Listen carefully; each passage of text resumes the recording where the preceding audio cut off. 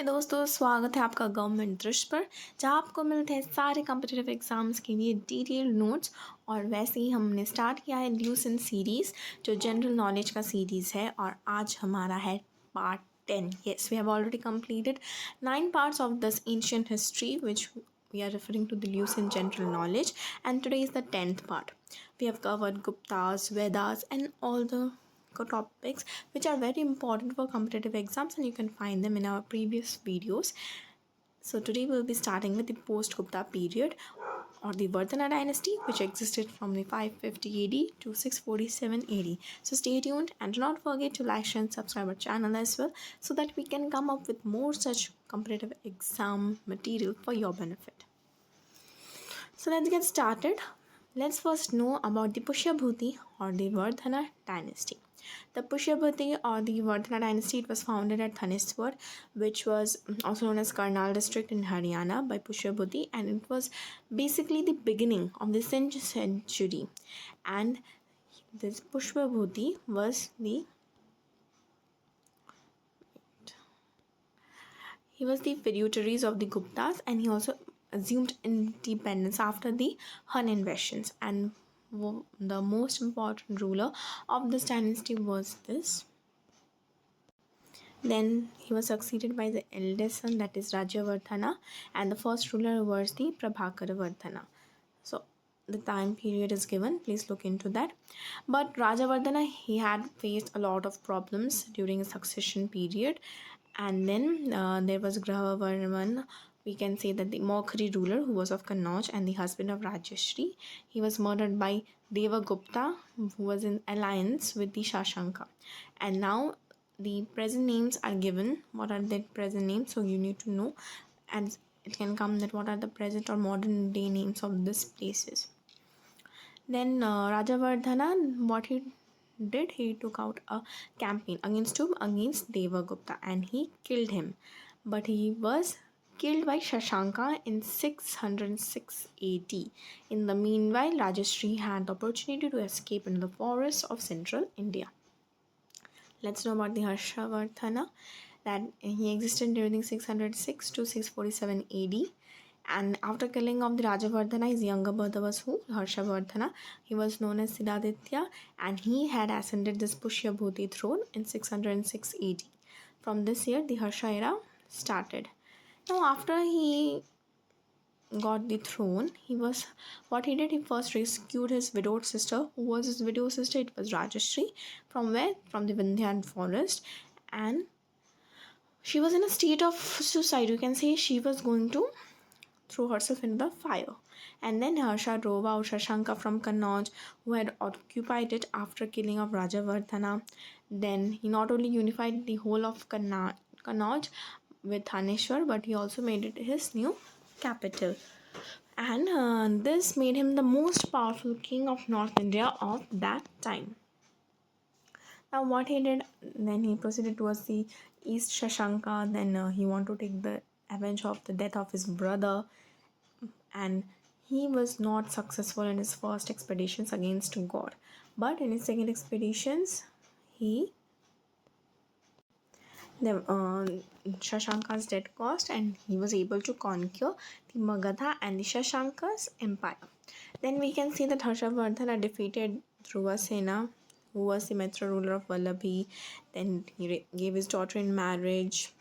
Then we can see that his conquest suffered a serious setback when he was trying to capture the Deccan. Then we have Puleshkin II of the Chalukya dynasty, who also was defeated at the bank of Narmada. And it was not only the defeat of Harsha's victorious life, the Chalukya, he had the records which described Harsha as the lord of whole of northern country. Okay, this is the name given. Now, the area under his control had covered many parts of the North India, East Rajasthan, and Ganga Valley. So these are important. That which places did he cover during his reign? Then he also maintained diplomatic relations with China. Then in 641 AD, he sent an envoy to Taizong, the Tang Emperor of China. Then 3 Chinese missions also visited his court. These are the names. He celebrated Chinese visit. Okay, then Hyun Sang mentions two more celebrated events of Harsha's reign, that was at Kannauj and the Prayaga. Then we have Kannauj assembly. This is the time period it was held in the honor of Hyun Sang, then also popularized Mahayana sect of Buddhism. Then Prayaga assembly, it was held in 643 to 644 AD. Remember this time period as well.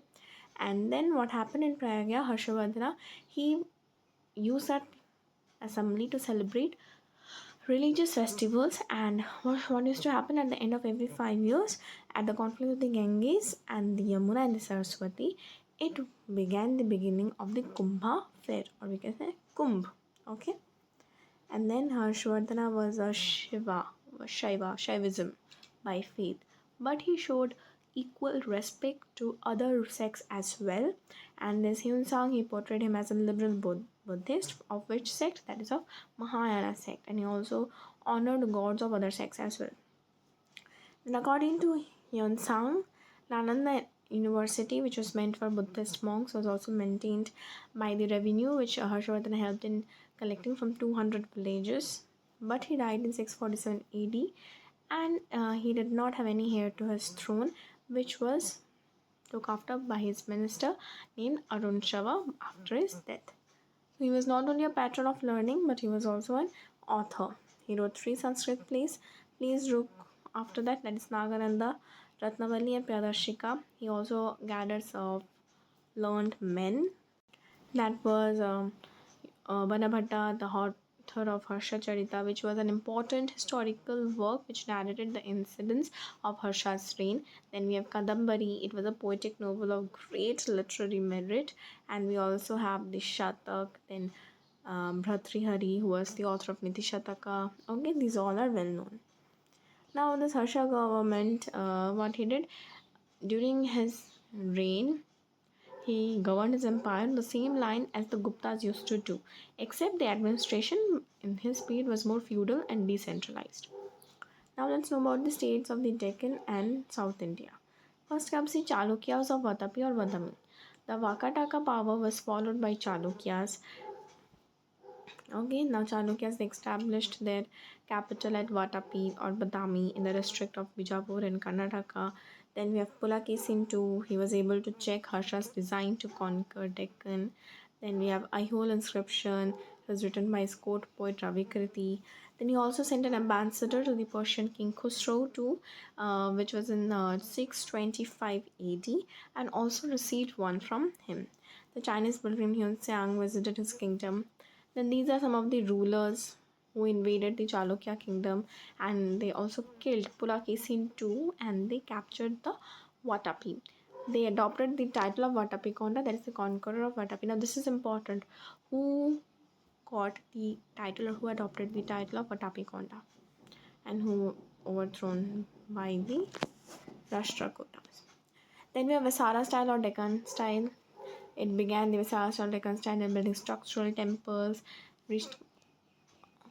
Then we have specimens of Chalukya temples, that is Vesar style. These all are different types of temples under them. See, one is the Saihol Durga temple, which is also called the town of temples because it contained about 70 temples, and these are all the styles. Then we have Pallavas of Kanchi during 575 to 897 AD. There was controversy regarding the origin of Pallavas. They were a local tribe who established their authority in the Tondamandalam or the land of creepers, and they were also Orthodox Brahminical Hindus, and the capital was Kanchi. Now, this both Chalukyas and Pallavas, they tried to establish their supremacy over Krishna and Tungabhadra. Then this was the Pallava king, that is Narsimhavarman. He occupied Chalukyan capital Vatapi. And Pallavas were also very much instrumental in spreading Indian culture in the Southeast Asia as well. And also till the 8th century AD, Pallava influence was very predominant in Cambodia. Now this is Pallava art. They began in which style? Dravidian style of temple architecture, which reached culmination under the rule of Cholas. Then there was these all the temples which was built by which kings have been given. Just give a reading of all the names. Just we have Mahendravarman group, Mahendravarman I. This is the reign where he has built the temples, and Bhairavona. These are all the four stages of the Dravidian style of temple architecture, which was done by the Pallavas. They have also contributed to the development of sculpture in South India. They were also very much indebted to the Buddhist traditions, so they tried to build them in more monumental form. Then the best example of the architecture is the Kingis or Anjuna's penance at Mahamalapuram. So here we have Gupta and Post-Gupta dynasties.